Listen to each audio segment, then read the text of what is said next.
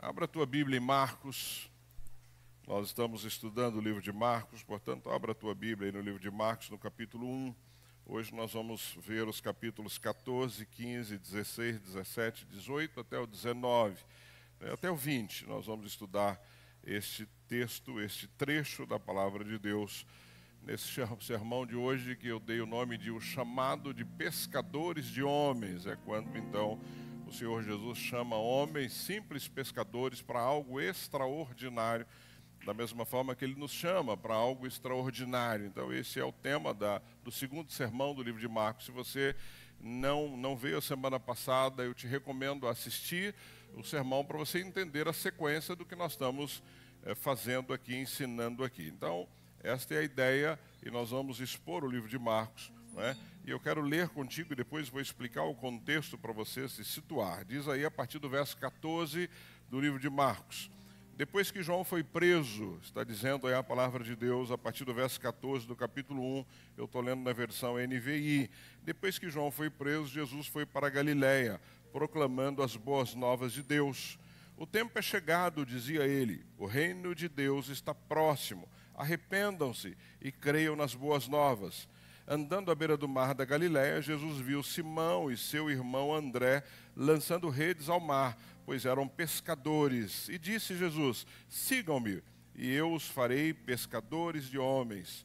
No mesmo instante, eles deixaram suas redes e o seguiram. Indo um pouco mais adiante, viu num barco Tiago, filho de Zebedeu, e João, seu irmão, preparando as suas redes. Logo os chamou, e eles os seguiram, deixando seu pai Zebedeu com os empregados no barco. Esse é o texto que vamos analisar nesta manhã. O primeiro aspecto que nós temos que entender aqui, que ele deixa claro, é a prisão de João Batista. É só uma frase aí, o início do capítulo 14, e quase que passa despercebido. Se você ler rápido, você vai observar aí que ele diz, depois que João foi preso. Mas eu queria que nós entendêssemos um pouco dessa prisão de João, porque ela de fato é algo que tem que nos ensinar muito. Primeiro, João é preso aqui por Herodes Antipas, não é? Ele era um tetrarca, era alguém indicado por Roma, que estava ali na região da Galiléia e da Pérea.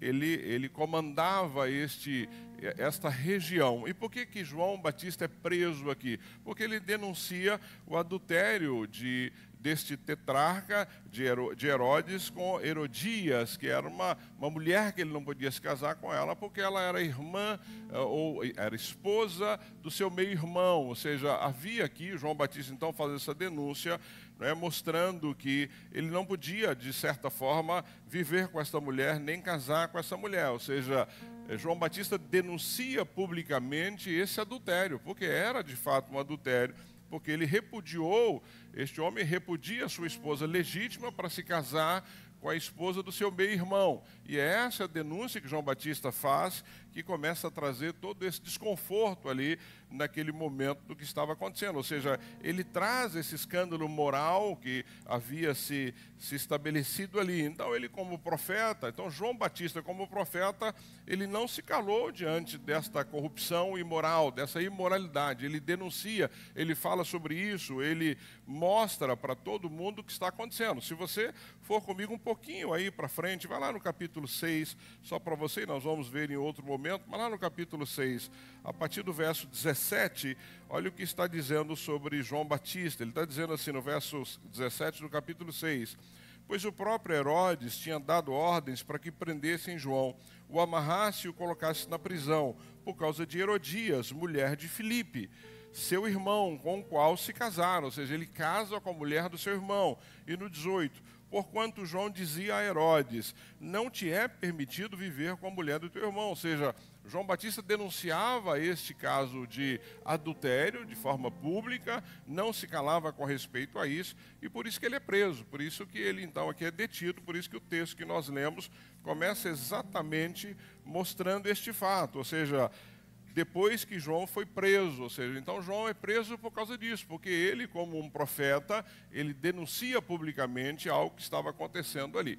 João poderia ter se silenciado, ou seja, ele poderia ter ficado quietinho, ele sabia o que significava essa denúncia, ele sabia quem ele estava denunciando, então, humanamente falando, ele poderia falar assim, deixa para lá, não vou falar nada, porque isso vai trazer problema para mim. Mas ele tinha uma missão, ele pregava que as pessoas deveriam se arrepender dos seus pecados, que elas deveriam se converter, que elas deveriam mudar de vida, porque o reino estava próximo. Ou seja, João Batista não tinha um compromisso com a sua própria vida, ele tinha compromisso com a missão que Deus tinha dado a ele. Olha que coisa linda de se pensar, não é? Ou seja, qual é o nosso compromisso? É com o nosso bem-estar, é com os nossos receios, com os nossos medos de abrir a boca e falar, ou com a missão que o Senhor nos deu? João ensina isso. Não é? João ensina exatamente isso, ou seja, ele se tornou um exemplo de uma voz profética. E hoje, como estão faltando vozes proféticas? Pessoas que denunciam de fato a imoralidade, não é? Os absurdos que nós estamos vendo por aí, porque foi isso que ele fez, ou seja, mas ele pagou um preço, e nós sabemos qual o preço que ele pagou, ou seja, por dizer a verdade, por falar a verdade, por ter um compromisso com a missão que Deus havia dado a ele, ele pagou um preço, e um preço muito alto, humanamente falando, um preço muito alto.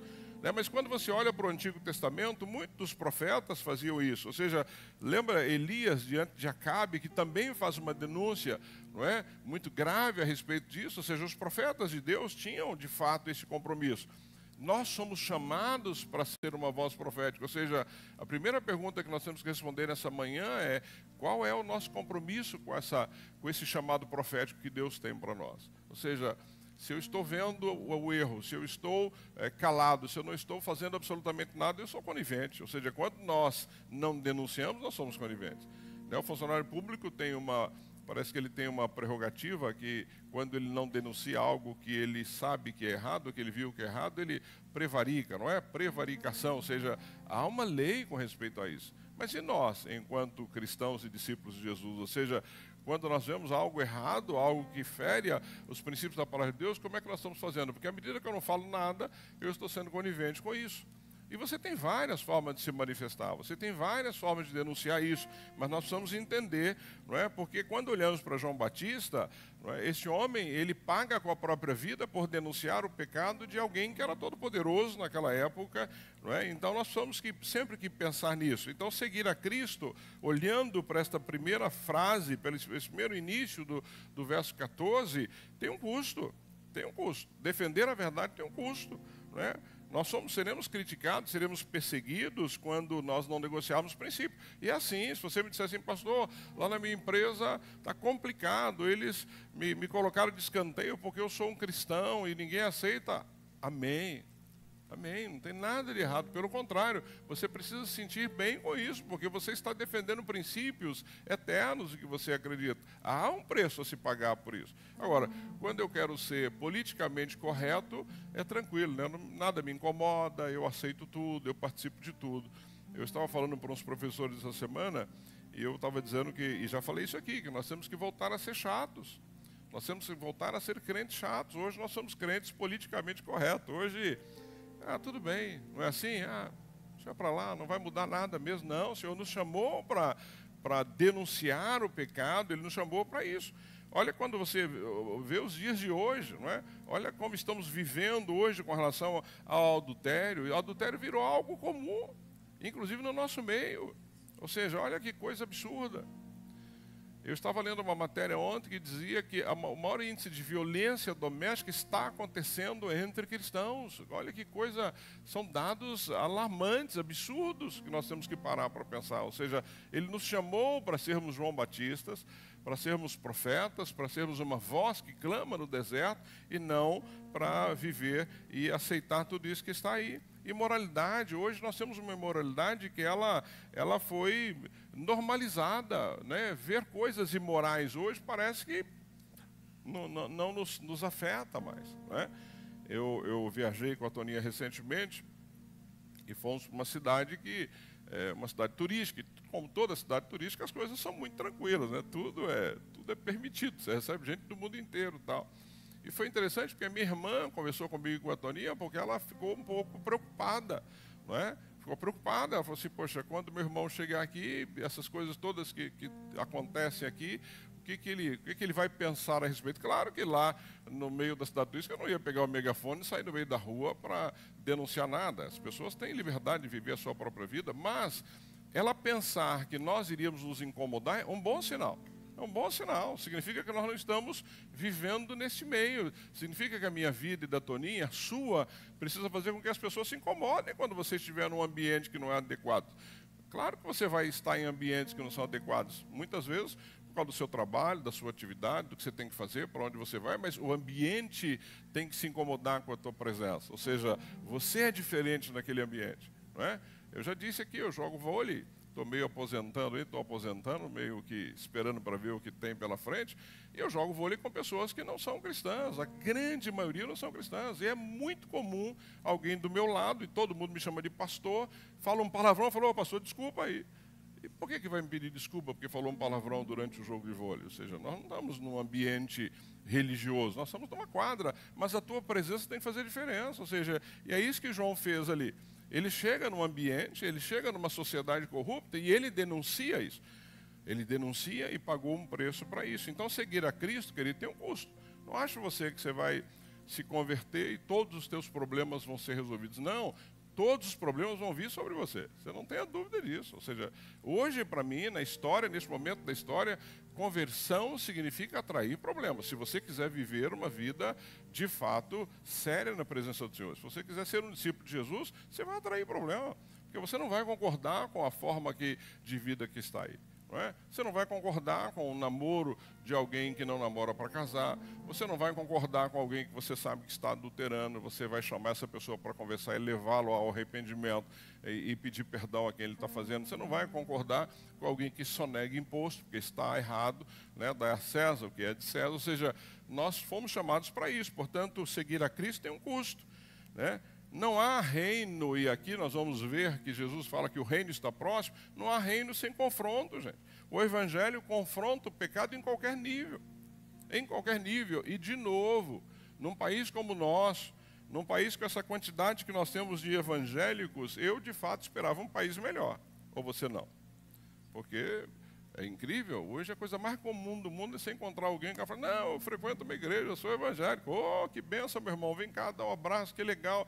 Mas qual a diferença que nós estamos fazendo nessa sociedade? Quais as mudanças de fato estão ocorrendo, não é? Para você entender que o evangelho está mudando a cara do país, da sociedade. Porque nós temos capacidade, a partir desta palavra, de mudar vidas, de mudar situações, de mudar costumes, não é? Porque não há, então, um reino sem confronto, seja pessoal, familiar, seja no governo, não é, que nós estamos vivendo aí. E a nossa missão, né, pode ter continuidade com outros. Nós vamos ver aqui no próprio texto que ele diz assim, depois que João foi preso, Jesus foi para Galiléia. João morreu, entrou Jesus na história. Ou seja, você precisa entender que a nossa missão, que a minha, a sua, não vai parar em você. E eu tenho dito isso aqui. Essa igreja fez 10 anos. E se Jesus não voltar, ela vai fazer 20, 30, 40, nós vamos passar. Né? Vai chegar um momento que talvez tenha uma fotinha minha e da Toninha em algum lugar. Olha, foram eles que começaram a igreja, amém. Ela tem que continuar até que Cristo volte. A função dela é continuar pregando as boas novas, o evangelho, até que ele volte. Ou seja, nós olhamos exatamente para isso aqui e aprendemos que ninguém é insubstituível. João teve o seu papel fundamental naquele momento, mas não era insubstituível, nem eu, nem você. O reino segue adiante, o reino não está dependendo de nós. O Eri e a Lu estão indo para o campo missionário, vão fazer o trabalho deles lá, mas eles vão passar. Se Cristo não voltar, outros virão, e assim por diante. Não é? Nós não somos insubstituíveis.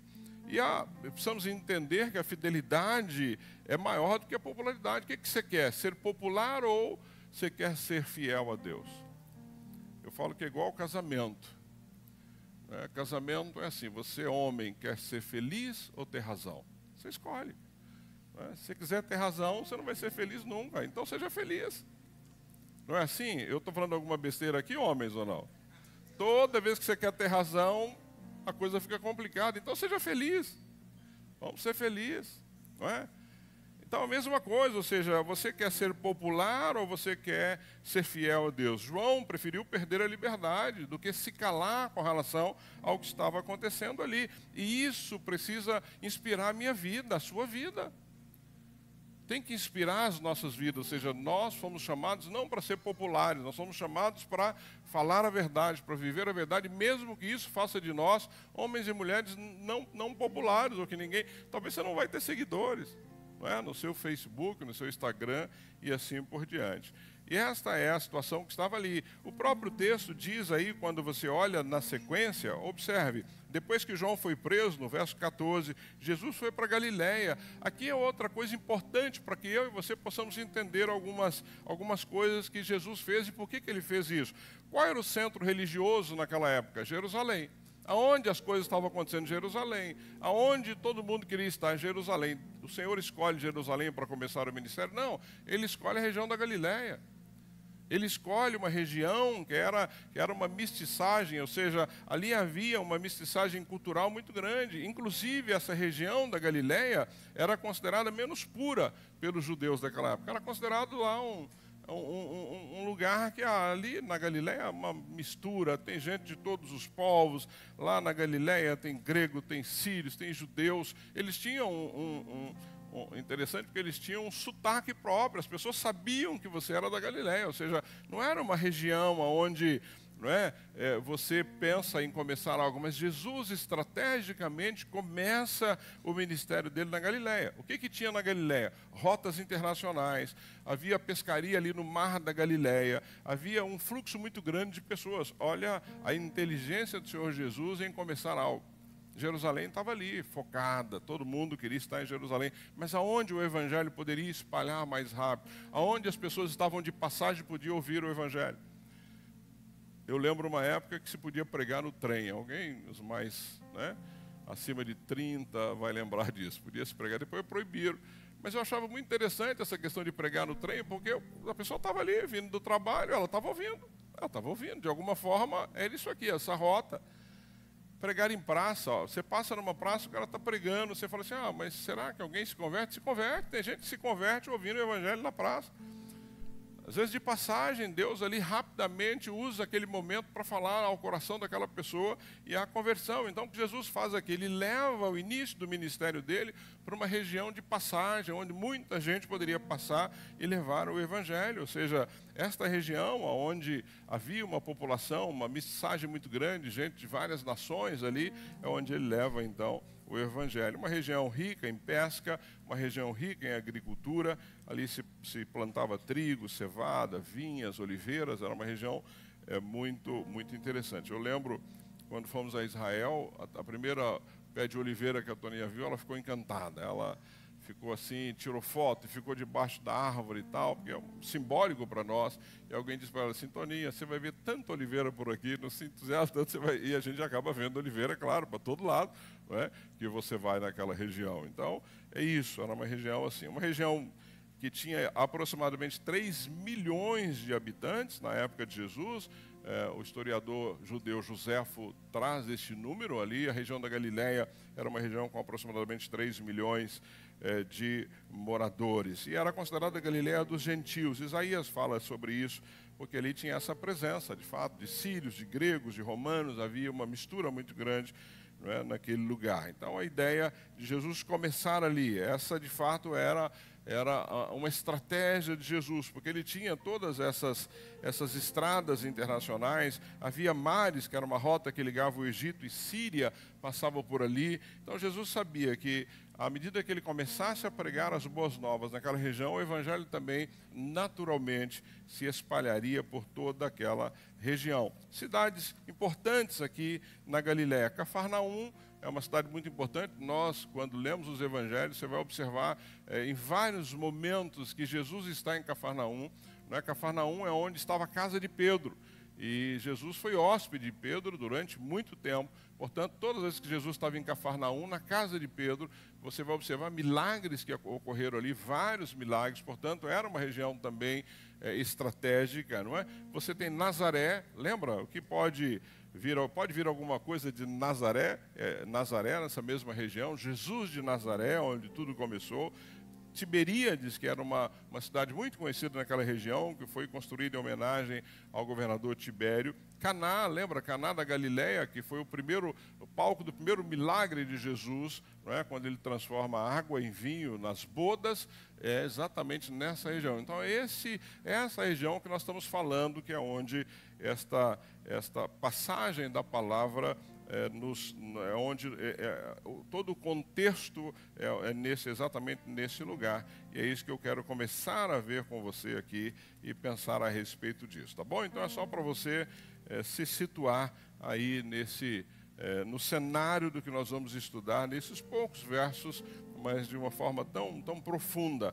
Jesus começa então a falar do que o tempo é chegado, nós vamos ver isso, então ele começa a mostrar exatamente falando sobre isso, aí no verso 15, o tempo é chegado, o reino de Deus está próximo, arrependam-se e creiam nas boas novas. Esse é o foco principal da mensagem que Jesus está trazendo aí para esses homens. Então, começando aí a nossa análise, os versos 14 e 15, nós vamos ver que ele vai mostrar que o reino de Deus chegou. Você já está agora por dentro do contexto histórico e por que algumas coisas estão acontecendo aí. Então ele começa no 14, depois que João foi preso, você já sabe o motivo, Jesus foi para Galiléia, ou seja, ele dá sequência aí ao trabalho que João começou, proclamando as boas novas de Deus. No verso 15, o tempo é chegado, dizia ele, o reino de Deus está próximo. Arrependam-se e creiam nas boas novas. Ou seja, Jesus já começa o seu ministério proclamando, falando e mostrando o que as pessoas precisavam fazer. Não é? Ou seja, mostrando tudo aquilo que cada uma das pessoas que estavam ouvindo, qual era o que eles deveriam tomar como decisão. Primeiro, o reino de Deus está próximo, é isso que ele começa dizendo. O que é o reino de Deus? O reino de Deus não é um território, mas é um governo. O reino de Deus é quando Deus tem autoridade, domínio e soberania sobre todas as coisas. Ele está dizendo, esse reino, o reino de Deus está próximo.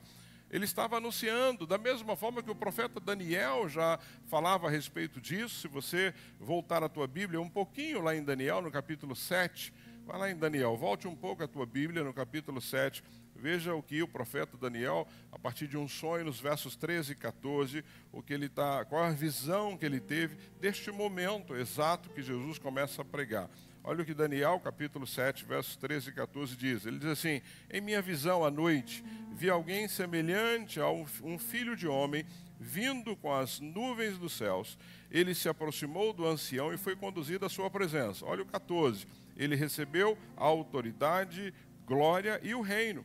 Todos os povos, nações e homens de todas as línguas o adoram. Seu domínio é um domínio eterno que não acabará, e o seu reino jamais será destruído. Ou seja, quando Jesus então começa a dizer, olha, o reino de Deus está próximo, também está se remetendo à visão que Daniel teve há muitos anos atrás. Também é uma realidade que ele mostra, que nós podemos ver que a vontade do Pai está sendo feita. Lembra a oração do Pai Nosso? Venha o teu reino, seja feita a tua vontade, assim na terra como no céu. Ou seja, Jesus está anunciando algo que já havia sido dito e falado e proclamado pelos profetas no passado. Está dizendo, olha, o reino de Deus está próximo, está chegando. Ou seja, aqui a ideia de estar próximo não é algo que vai chegar um dia, mas já começou a acontecer com a minha presença. Aí Jesus está dizendo, olha, o reino de Deus já começou. Esse estar próximo significa que ele já está andando, ele já está caminhando. Ou seja,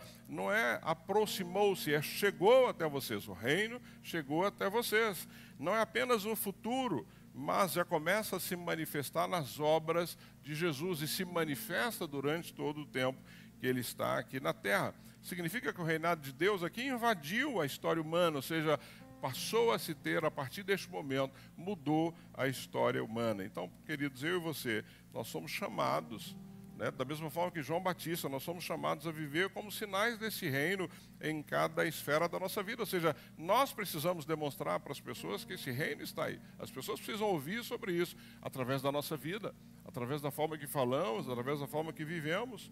Não é? O reino de Deus avança cada vez que o evangelho é anunciado, cada vez que as pessoas se convertem, esse reino está avançando, está avançando, está avançando. E este reino tem algumas dimensões. Primeiro, ele é presente, não é? Ele é presente, ele chegou em Jesus, porque o Senhor Jesus, ele curou, ele libertou, não é? O Senhor Jesus transformou vidas, ele trouxe esses sinais do reino, não é? Que aqui, neste momento que ele viveu, e para nós agora, nesse instante. Lucas, no capítulo 11, verso 20, diz isso. Lucas 11, 20. Ele diz assim, mas se pelo dedo de Deus que eu expulso demônios, e ele está dizendo para um grupo, então chegou a vocês o quê? O reino de Deus. O reino de Deus é chegado através de quem? Através do Senhor Jesus. Então ele é presente, ele já está acontecendo, ele está aqui já acontecendo. Ele é progressivo, porque ele diz que ele cresce como semente de mostarda. Lembra? Uma semente de mostarda que é a menor das sementes, cresce e se transforma numa árvore grande. Ou seja, assim também é o reino de Deus. Há 2 domingos atrás eu contei a nossa história.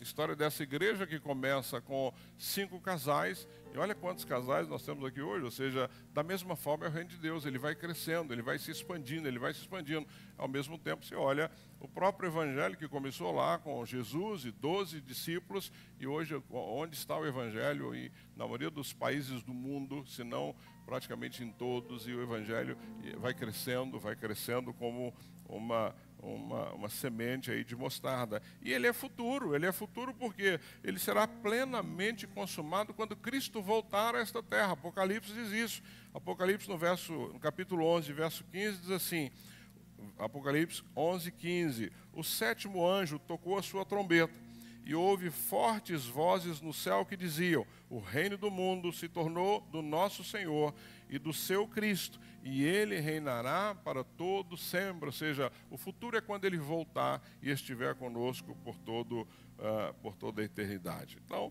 há aí um contraste entre este reino que ele anuncia, não é, e os reinos deste mundo. Ali o povo esperava o estabelecimento de um reino que expulsasse o quê? Expulsasse Roma. Mas não é esse reino que ele veio trazer. Ou seja, Jesus traz para o povo um reino espiritual, eterno, uma mudança de concepção, uma mudança de vida.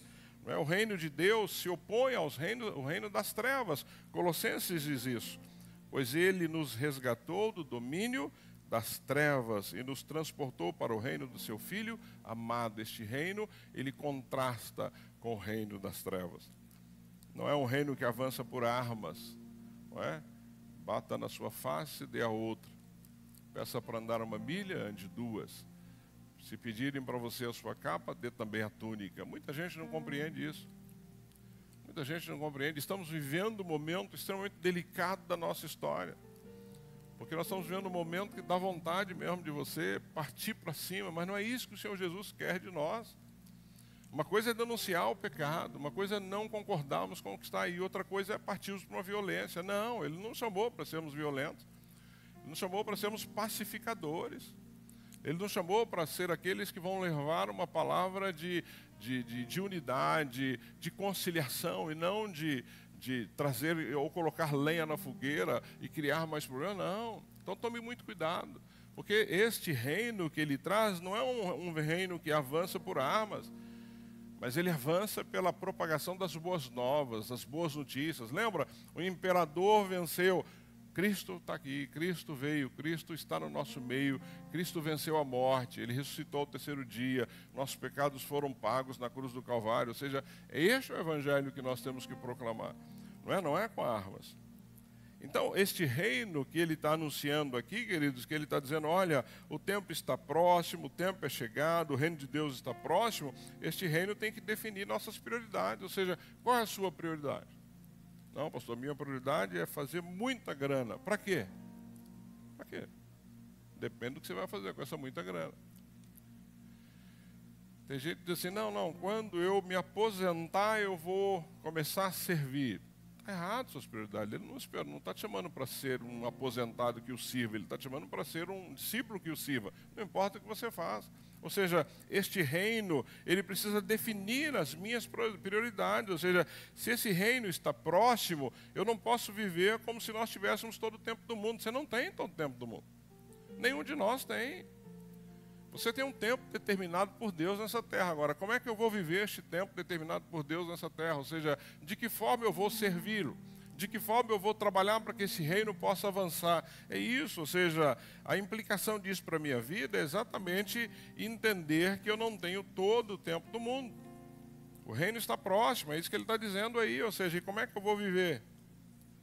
Não é se um dia chegará, mas ele já chegou. Isso tem que trazer implicações, não é, para a minha vida. Não dá para ficar adiando projetos da parte de Deus ou desobedecendo o Senhor em algo que Ele mandou fazer, porque o reino é hoje, é chegado, está aí. Ou seja, como é que eu estou respondendo a isso? Ah, Senhor, dá mais um tempinho aí que eu vou esperar. Não.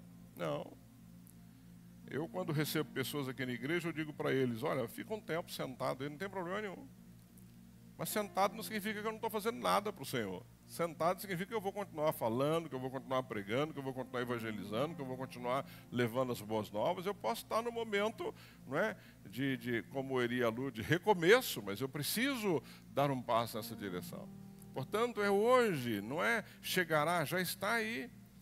Nos versos 16 e 17, olha que chamado radical de Jesus para esses homens. O que ele está dizendo nos versos 16 e 17? Ele diz assim, ó, andando à beira do Mar da Galileia, lembre-se que era uma região de pesca, né, o Mar da Galileia, que na realidade é um lago, mas é chamado do Mar da Galileia, é uma região de pesca muito forte naquela região. Então Jesus está andando ali, andando à beira do Mar da Galileia. Jesus viu Simão e seu irmão André lançando redes ao mar, pois eram pescadores. Olha o que Jesus diz para eles no verso 17. E disse Jesus, siga-me, e eu os farei pescadores de homens.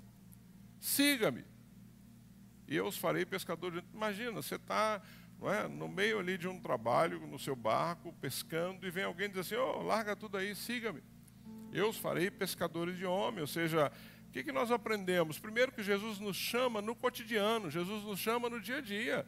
Você não precisa estar num lugar especial para Ele te chamar. Não é? Você não precisa estar aqui na igreja para Ele te chamar. Aqui nós fazemos cultos, aqui nós cantamos louvores, aqui nós nos encontramos enquanto família, mas o chamado dele não significa que ele pode te chamar aqui, mas não é exatamente ele tem que te chamar aqui. Jesus não chamou homens que estavam no templo. E eu tenho certeza que naquele momento você tinha sacerdotes, o sumo sacerdote que estava no templo, você tinha levitas, você tinha fariseus, você tinha saduceus, você tinha escribas, esse povo todo tinha o hábito de frequentar o templo. Jesus foi lá no templo chamá-los? Não.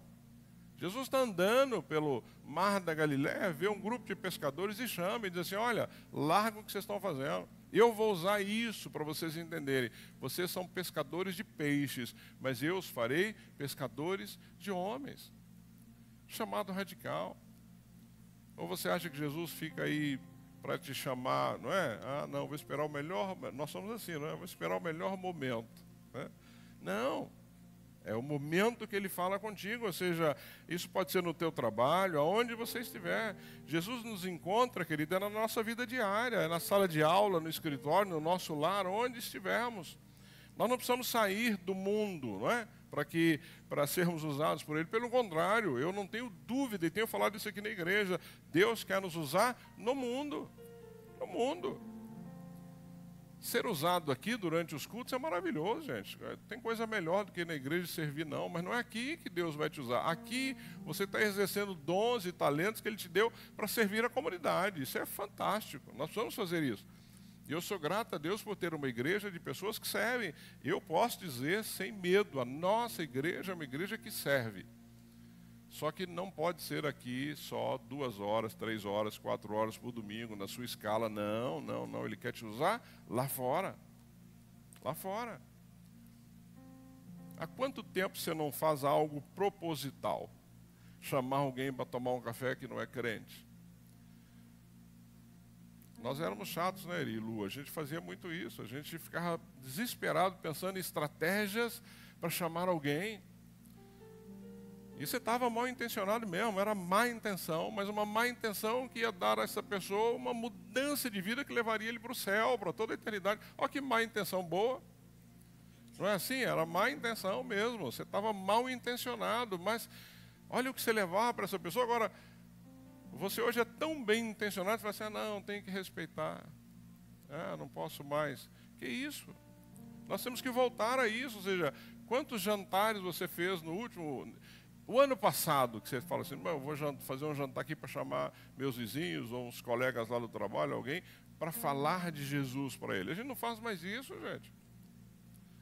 Mas o Senhor nos chamou, o reino de Deus está aí, é agora, é neste momento. E o que nós vamos fazendo a respeito disso? Então, Jesus nos chama no cotidiano. Seguir Jesus não é algo relacional, não é religioso. Eu não posso ser um religioso. Eu tenho que ter um relacionamento pessoal e íntimo com o Senhor Jesus. Isso não é uma religião. Jesus não veio pregar uma religião. Ele veio ensinar um novo estilo de vida. Na caminhada com Ele, servindo a Ele, crendo nele, vivendo de acordo com a vontade dEle. O que ele disse para os discípulos? Olha o que ele está dizendo para eles aí, eles eram, siga-me. Né? Andando pelo mar da Galiléia, Jesus viu Simão e seu irmão André, né, lançando as redes, pois eram pescadores de homens, pescadores, né, se tornaram pescadores de homens depois, e disse Jesus, siga-me. O que significa siga-me? Quando você diz para alguém, caminha comigo. Você está dizendo para essa pessoa, venha caminhar comigo, venha me conhecer melhor. Venha saber como é que eu lido com as coisas, venha saber como é que eu trato a minha esposa, venha saber como é que eu trato meu marido, venha saber como é que eu educo meu filho. Antigamente o discipulado era isso. Você chamava alguém para caminhar contigo, ele via a tua vida, e ele ia vendo o evangelho na tua vida. Eu lembro, o pastor Edson contava isso, que ele quando iniciou o ministério, ele foi até um pastor muito conhecido de São Paulo, e eu creio que o Ari Veloso, se eu não me engano, acho que era Ari Veloso.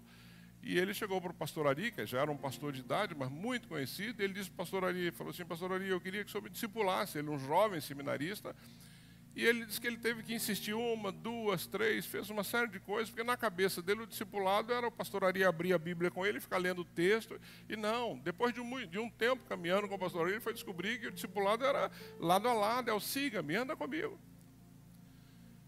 Era isso, ou seja, quando Jesus disse para eles assim, siga-me, ele está dizendo, olha, eu vou ensinar vocês. Vocês vão me ver fazendo e vocês vão fazer igual. Vocês vão me ver fazendo e vocês vão colocar isso em prática. Ou seja, quantos hoje nós estamos falando, siga-me? Quem está te seguindo? Não é seguindo na rede social não, gente. Não vale nada esse negócio de... Né? Vira e mexe, a gente está lá, a pessoa começou a te seguir, só curiosidade, mas o que você representa na vida dessa pessoa? Nada. Mas hoje o mundo é assim, mas não, o que Jesus está dizendo é, siga-me, venha caminhar comigo. O que Pedro e João fizeram? Largaram as redes e caminharam com Jesus, caminharam com ele, comeram onde ele comeram, ouviram o que ele falava, presenciaram os milagres, presenciaram os ataques, viram como é que ele respondia quando ele era afrontado, né? Viram como ele respondia quando alguém o atacava verbalmente. Não, Jesus foi ensinando a eles no dia a dia, ou seja, nós precisamos voltar a dizer, olha, siga-me, conheça a minha vida, conheça a minha história. Quantos aqui conhecem a tua casa, o teu dia a dia, os teus filhos? Nós nos conhecemos, nós somos uma igreja amorosa, mas Jesus está nos chamando para mais do que isso, para mais do que isso. Né? Siga-me.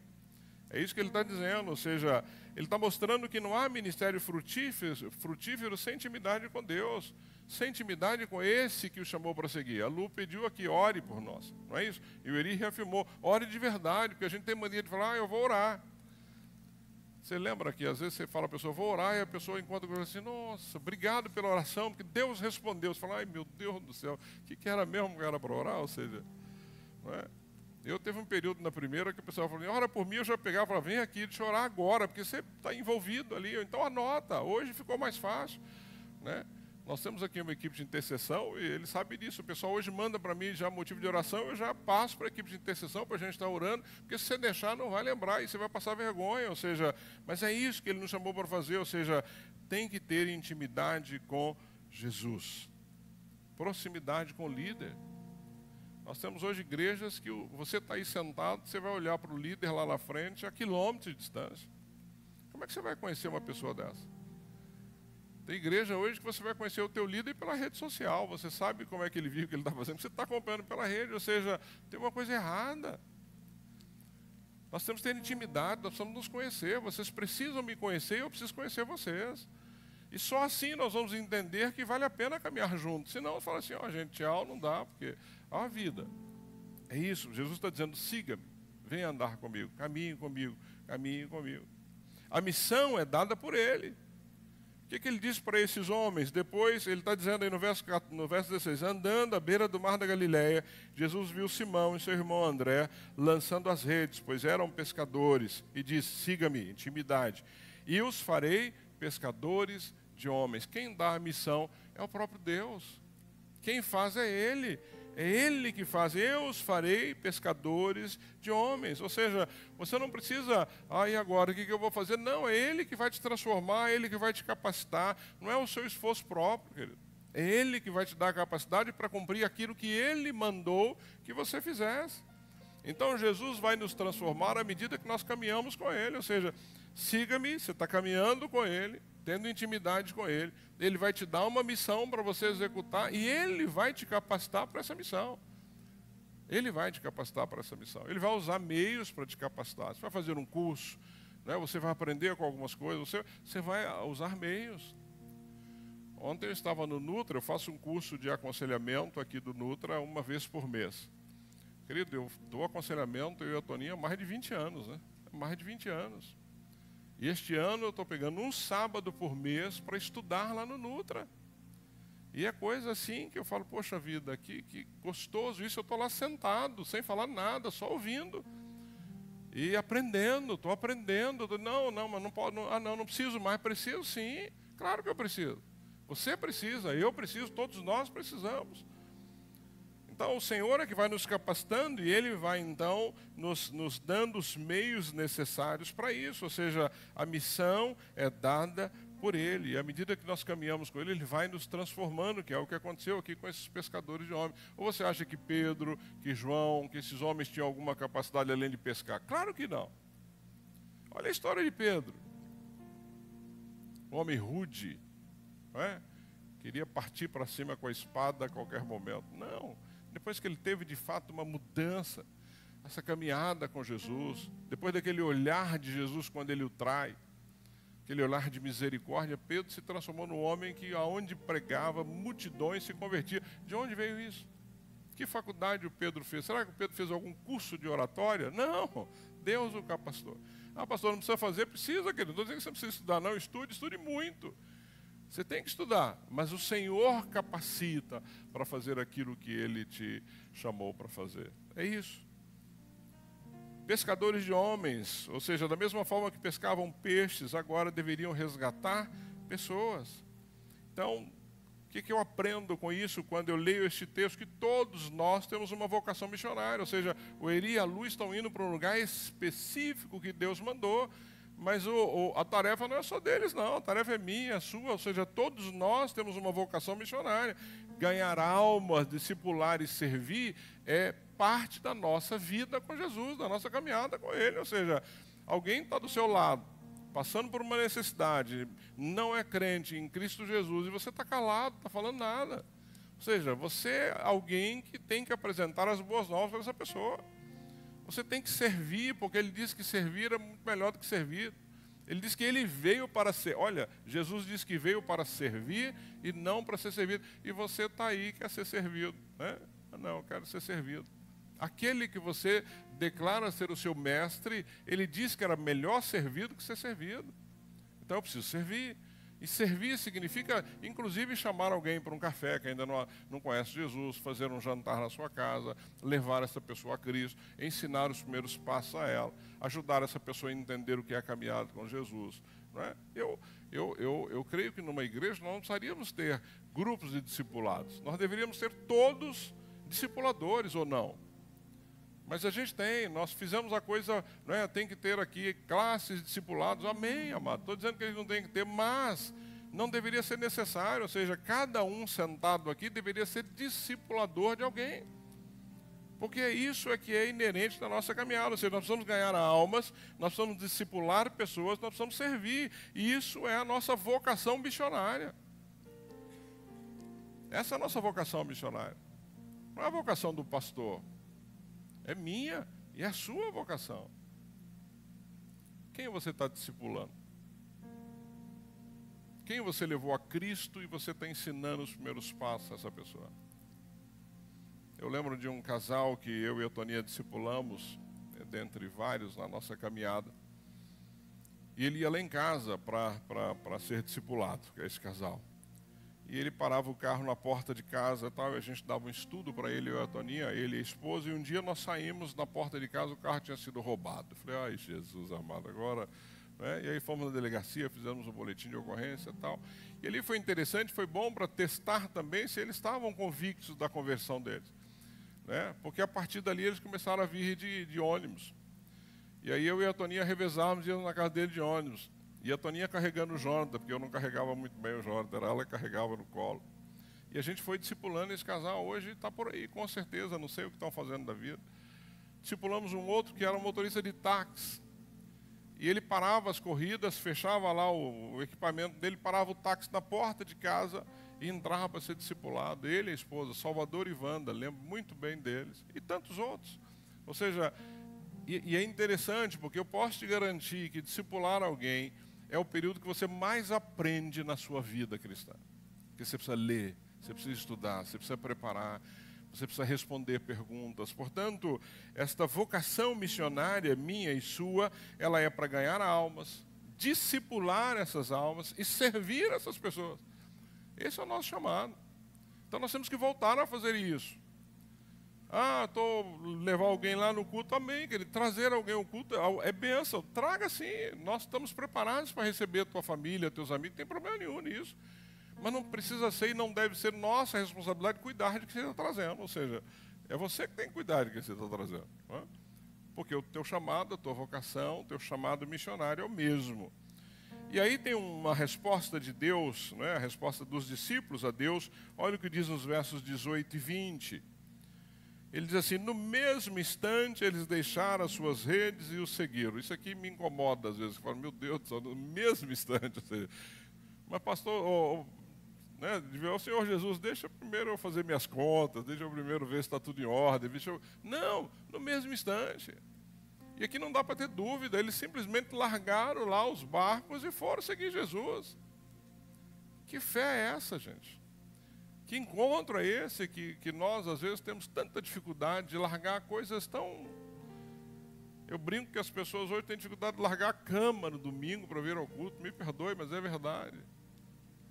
Hoje mesmo eu estava lutando ali, eu falei, meu Deus do céu, não é assim?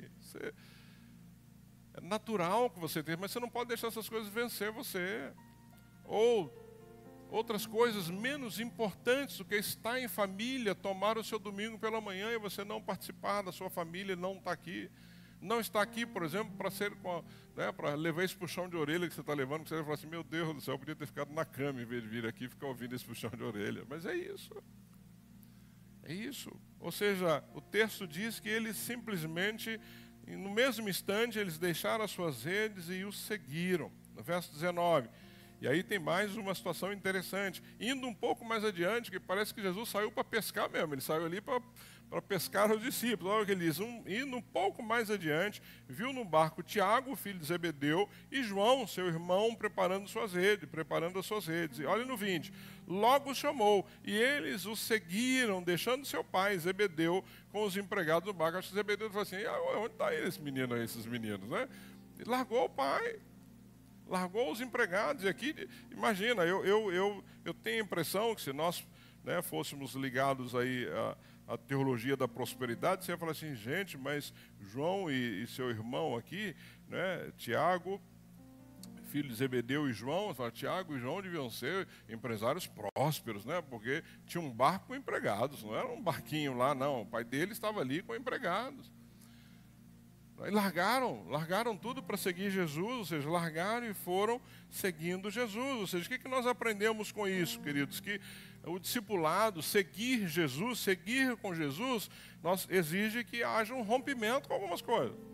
Não dá para você seguir Jesus, ter intimidade com Ele e continuar com uma vida que não agrade a Ele, que seja contrária à sua palavra. É isso que Ele está dizendo, ou seja, deixar ali, quando eles abriram mão das redes, do barco, eles deixaram uma segurança financeira, claro que deixaram uma segurança financeira. Deixaram o pai, abriram mão de um convívio familiar ali com pai e mãe, mas nós temos que entender que seguir a Cristo pode exigir mudanças de fato, mudanças na carreira, no relacionamento, ou até de sonhos. Quantos nós tinham um sonho? Porque eu posso sonhar com aquilo que eu quero para a minha vida, mas eu preciso que o meu sonho esteja conectado com os sonhos de Deus para mim. Às vezes está desconectado. E aí o sonho de Deus é muito mais importante para a minha vida do que o meu sonho. A obediência ali foi imediata, ou seja, eles imediatamente largaram tudo para seguir Jesus. Quantas vezes nós adiamos o obedecer o Senhor? Isso é do ser humano, a gente vai adiando, o Senhor está nos mandando fazer e nós estamos então adiando e às vezes até desafiando, né, a obedecer o Senhor e dando desculpas a Ele para não fazermos aquilo que Ele nos mandou fazer. Nós temos tempo, querido. por mais que você trabalhe, por mais que você sirva, você tem tempo. Você tem tempo. E nós não estamos usando o tempo que nós temos para obedecer o Senhor e fazer aquilo que Ele nos mandou fazer. Não estamos. Você pode estar fazendo N coisas da sua vida, mas a maioria delas não tem nada a ver com a sua caminhada com o Senhor, nada a ver com o discipulado que você precisa fazer, nada a ver com essa intimidade na caminhada com Ele. Nós estávamos lembrando, eu, Eri, a Lu e a Toninha essa semana, alguns momentos com o pastor Edson, né? Saudoso pastor Edson que faleceu. O pastor Edson Queiroz, ele tinha uma meta na vida dele, que era ganhar almas. Era impressionante. Se você estivesse com ele em qualquer lugar que você fosse com ele, ele achava uma forma de falar de Jesus. Você estava ali num restaurante, jantando, almoçando, qualquer coisa, e a hora que o garçom vinha, você podia ter certeza que ele falou: ô jovem, você conhece Jesus? Né? Ô jovem, você já aceitou Jesus como seu Senhor e Salvador? E aí ele emendava. É isso que dava a ele, sabe, parece que era o combustível dele, era isso. Era isso. Parou no posto de gasolina, vai abastecer, quando o frentista vinha, ele ia sempre com um folheto, com alguma coisa na mão. Sempre assim. Combustível. Era aquilo que movia a vida dele. Aí ele não fazia mais nada, ele fazia uma série de coisas. Mas o principal para ele, a prioridade dele era falar do Evangelho para as pessoas. Então Cristo precisa ser prioridade máxima na minha vida e na sua vida. Não tem outra opção. Se Ele nos chamou, se Ele nos salvou, Ele nos resgatou, perdoou os nossos pecados, morreu na cruz no nosso lugar, Ele tem que ser prioridade nas nossas vidas. Os discípulos colocaram o Senhor acima de todas as coisas, largaram tudo que estavam fazendo para servi-lo. Então, claro que o Senhor não está pedindo que nós outros, que todos nós aqui, abandonemos as nossas responsabilidades. Não, Ele está dizendo que nós temos que colocar o reino em primeiro lugar, mas buscar primeiro o reino de Deus e a sua justiça, e as demais coisas vos serão acrescentadas. É isso que Ele está chamando para fazer. Não está dizendo que você tem que largar tudo que você está fazendo. Não, faça o que você está fazendo, o que Ele te mandou fazer, o que Ele te chamou para fazer, mas sirva, coloque-o como prioridade na sua vida. Esteja pronto para obedecê-lo. Prontidão revela confiança. Estou aqui, estou pronto, vamos fazer, vamos lá, vamos caminhar. Ou seja, eles não sabiam o caminho. Sabiam o caminho? Quando Jesus falou: larga o que vocês estão fazendo e siga-me. Eles simplesmente largaram e seguiram. Muitos de nós hoje queremos um mapa, não é? Não, se não tiver um mapa aí certinho, eu não vou. Se não tiver, não é? Assim eu não vou. Se não tiver o dinheiro na conta, eu não vou. Eles não tinham nada disso, eles simplesmente seguiram, ou seja, mas eles confiaram em quem os chamou. E é interessante, porque eu e você, ao contrário dos discípulos, temos uma caminhada com o Senhor Jesus. Nós temos uma palavra que tem aqui, amados, mais centenas de garantias para mim, para você, para servi-lo. E mesmo assim a gente tem medo, mesmo assim a gente adia. E olha, esses homens acabaram de conhecer Jesus. E ele disse: olha, larga tudo e siga-me. Vamos embora. E eu e você estamos aqui lendo, estudando, culto após culto, domingo após domingo, reunião após reunião, né? E mesmo assim, quando o Senhor nos manda fazer algo, a gente gagueja, a gente fica na dúvida, a gente não sabe se vai fazer ou não, a gente tem medo, a gente acha que Ele não vai nos dar a capacidade, que Ele não vai suprir, assim por diante. Provérbios 3:5 diz que nós devemos: confie no Senhor de todo o seu coração, não se apoie em seu próprio entendimento. Confiar no Senhor de todo o coração. Foi Ele que nos chamou. Então nós vamos entender, queridos, que muitas vezes nós não estamos vendo o futuro, mas nós podemos confiar no Senhor que tem controle sobre o futuro. Eles estão indo para um campo. Tem lá algumas coisas que estão lá, né, garantidas para recebê-los, mas não é assim que funciona. A gente sabe que não é assim que funciona. Ou seja, ou eles vão confiando plenamente no Senhor, ou é melhor nem sair daqui. Porque por mais que tenha uma coisa ou outra já acertada, nada garante que isso vai acontecer. É o que aconteceu com esses homens aqui, é o que tem que acontecer conosco. A fé verdadeira não exige mapas completos. Não exige. Mas exige confiança no caráter de Deus. Se Ele te chamou, e Ele te chamou. Se Ele te salvou, e Ele te salvou. Se Ele colocou no seu coração uma missão, e Ele colocou. Se você entende que você tem que proclamar as boas novas, e deve fazer isso, você entende que vai discipular alguém, vai cuidar de alguém, Ele vai te capacitar para fazer isso. Esse é o Deus que nós servimos. Então é isso que nós aprendemos nesse curto texto da Palavra de Deus.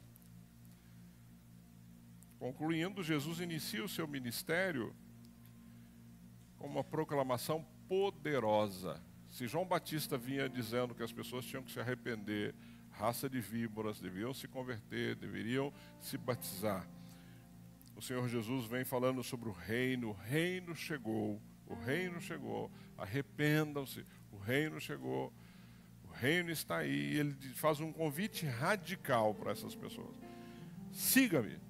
Esse é o convite que Ele fez para mim e para você, siga-me. Então o convite dele, a mensagem dele, a proclamação de Jesus era exatamente isso. Olha, o reino chegou e você precisa me seguir. Deixe o que você está fazendo e siga-me. Venha aprender comigo, venha caminhar comigo, venha andar comigo. E ele exige uma resposta aqui, amados, que não tem dúvida. Tem que haver arrependimento. Arrependam-se e sigam-me. Deixem de viver a vida que vocês estavam vivendo e sigam-me. Deixe de mentir e siga-me. Deixa de ser preguiçoso e siga-me. Deixa de adulterar e siga-me. Deixa de corrupção e siga-me. É isso que ele está dizendo.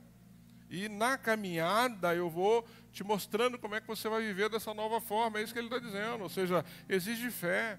E exige segui-lo imediatamente. Não dá para ficar esperando me aposentar ou quando tiver um tempo. Não, é agora, é largar essa vida e seguir o Senhor Jesus. Amados, os primeiros discípulos, e qualquer um que ler os evangelhos vai entender isso, eram homens comuns.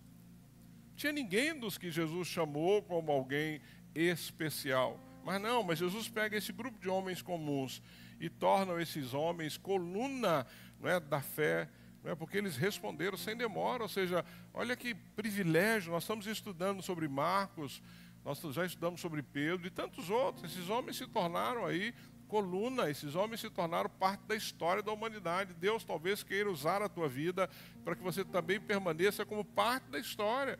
E você muitas vezes está aí, né? Ai, Senhor, não sei se é a hora, não sei se é o momento. Não, é isso, é segui-lo de forma imediata. E só para finalizar com algumas aplicações, eu quero orar com você. O tempo é agora. O tempo é agora. Não adie a sua decisão espiritual. Não espere para depois. Não espere as coisas estarem melhor. O tempo é agora. Proclame o Evangelho agora. Fale para as pessoas agora. Viva agora. Denuncie agora. Abra mão de uma conduta que não agrade a Deus agora. Não fique esperando.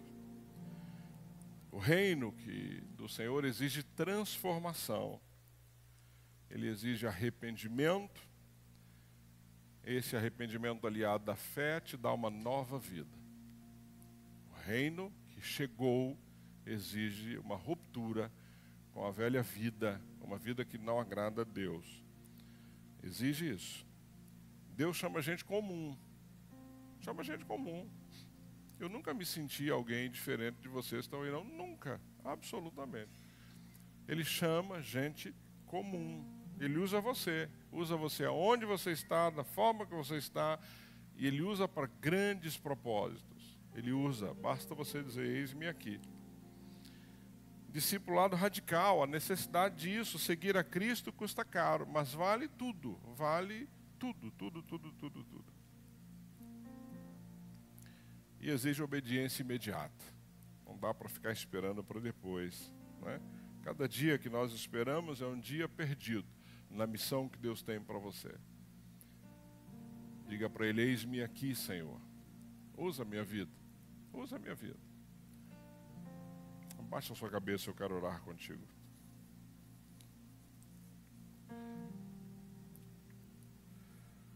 Senhor, obrigado, Pai. Obrigado por sua palavra. Obrigado porque quando o Senhor chama esses homens, homens simples, pescadores, homens do cotidiano, homens coletores de impostos e tantos outros ali que tinham atividades, Deus, comuns naquela época, mas o Senhor chama esses homens para que eles pudessem seguir o Senhor. E o Senhor os transforma em homens extraordinários, com todos os seus defeitos, com todos os seus medos, receios, mas transforma esses homens, Deus, em homens extraordinários por sua causa, pelo seu nome, pelo seu exemplo, porque aprenderam do Senhor, aprenderam contigo através de Cristo Jesus. Homens, Deus, que a sombra curava pessoas. Homens que expulsaram demônios, homens que oraram e pessoas foram curadas. Homens que não tiveram medo de enfrentar as adversidades da época. Homens que andaram quilômetros e quilômetros, Deus, em lugares secos, áridos, sem saber onde iam dormir, aonde iam comer, mas crendo que o Senhor os sustentaria, e o Senhor os sustentou. E este exemplo da tua palavra é para nos mostrar que o Senhor não escolhe, não busca pessoas que se colocam numa condição de que estarem prontos, mas não, eu quero caminhar contigo e o Senhor vai me preparando. É assim que o Senhor quer fazer comigo e com todos esses que estão sentados aqui, aqueles que estão em casa. Por isso, nós não podemos e nem devemos adiar, Deus, a nossa obediência imediata ao Senhor. Tira do nosso coração todo medo, todo receio, Pai, e faz de mim, de cada um dos membros desta igreja, pessoas ousadas no Teu nome. Ousadas, Deus, porque sabem com quem caminham. Ousadas, Deus, porque tudo que fizerem ou falar será através do Teu nome, proclamando o Teu reino. Por isso, ajuda-nos enquanto igreja. Tira do nosso coração, Deus, todo medo. Tira do nosso coração toda covardia. Tira do nosso coração, Deus, todo marasmo. Tira do nosso coração tudo aquilo que não agrada ao Senhor.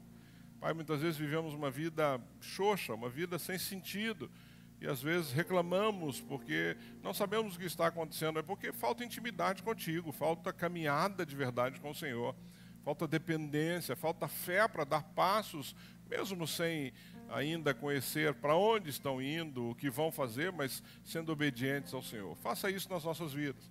Pai, que de fato esse estudo em Marcos traga uma transformação real na nossa caminhada, que nós possamos aprender com esses discípulos, Pai, e caminhar com o Senhor é seguro, apesar de não vermos algumas coisas. Caminhar com o Senhor é a certeza de que vamos fazer a Tua vontade e não a nossa vontade. Por isso, ajuda-nos, Pai, ajuda.